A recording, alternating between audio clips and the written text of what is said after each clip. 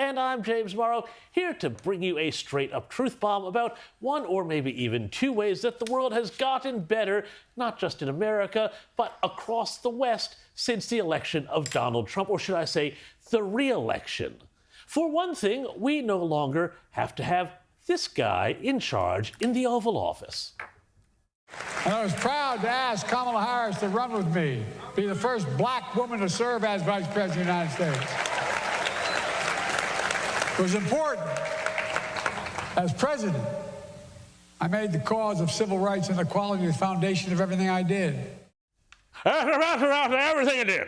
And you see there, Shouty Joe is back, and that was quite a little admission, if you were listening carefully, that Kamala Harris was a diversity hire, a pick made, you'll recall, all the way back in 2020 to get the woke left on board with running an old white guy at the top of the ticket.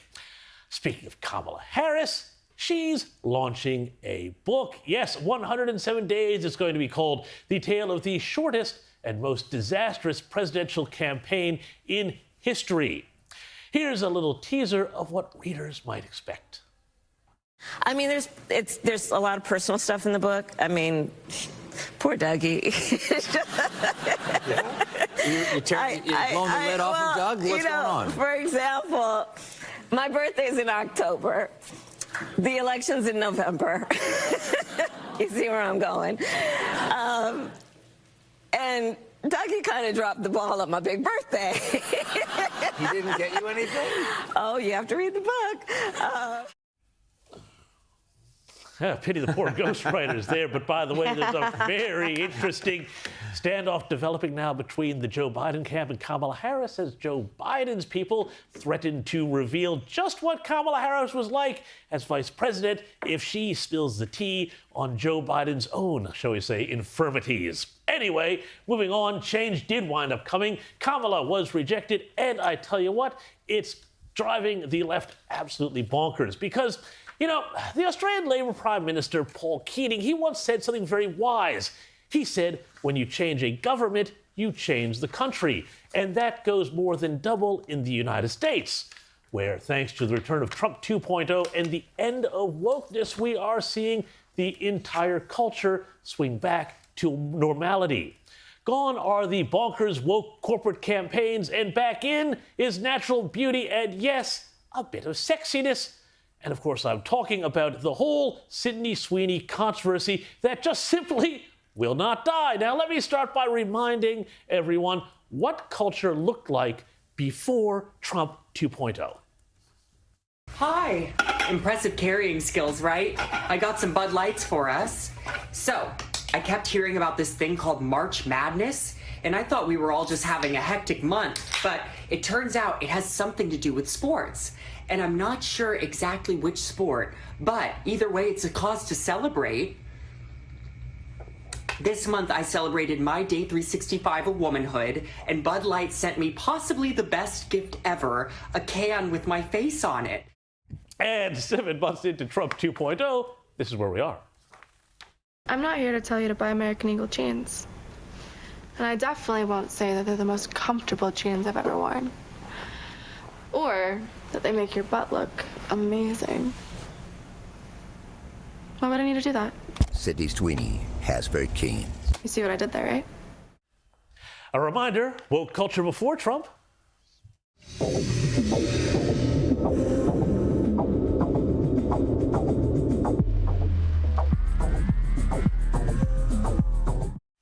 That was bizarrely a car commercial for Jaguar. Yes, seriously, and here we are now.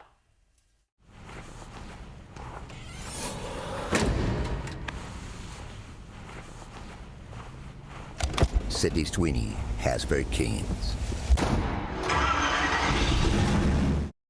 Well, the left are, of course, losing this here. The CEO of Jaguar was just forced out, and you have to wonder whether that little campaign that I just showed you had something to do with the plummeting car sales, had everything to do with that.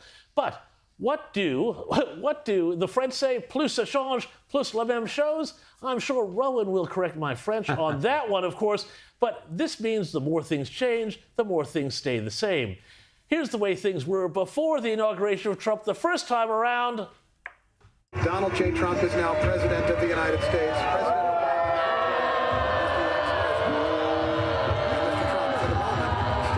him for the inaugural address. What a great honor to be able to introduce for the first time ever anywhere the... And here we are now. Good genes passed on to offspring? That American Eagle ad with Sydney Sweeney is literally overt eugenics.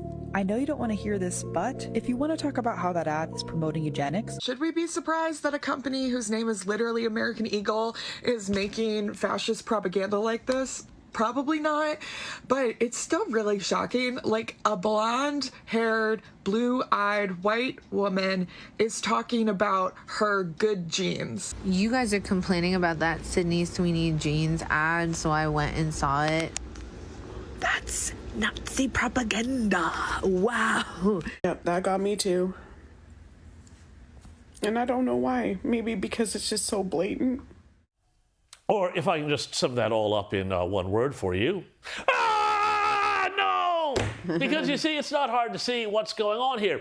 For one thing, we have a bunch of feminists who are angry not so much about the male gaze as maybe the fact that the male gaze isn't landing on them. Fancy that. But more broadly, what we're seeing here is also the last gasps of the Great Awokening that began with Barack Obama's election and ended with the end of the Biden administration, in which, during all of those years, attempted to rewire our brains into thinking that all sorts of things were not true, that men could have babies, that Lizzo was a healthy weight, and that liking an attractive girl like Sydney Sweeney was akin to Nazism. And in the current fight, the left are like the old restored Bourbon kings of France who have learned nothing and forgotten nothing. Vice President J.D. Vance, yes, his controversy has gotten so big, he's weighing in now, and I think he got the controversy precisely right. My political advice to the Democrats is continue to tell everybody who thinks Sydney Sweeney is attractive is a Nazi. that appears to be their actual strategy. I mean, it actually reveals something pretty interesting about the Dems, though, which is that you have like a normal all-American beautiful girl doing like a normal jeans ad, right? They're trying to sell jeans to kids in America, and they have managed to so unhinge themselves over this thing. And it's like, you guys, did you learn nothing from the November 2024 election? Like, I actually thought that one of the lessons they might take is we're going to be less crazy. The lesson they have apparently taken is we're going to attack people as Nazis for thinking Sydney Sweeney is beautiful. Great strategy, guys. Well, indeed. Look, something I always say is that the first rule of politics is just be normal, and they can't even manage that.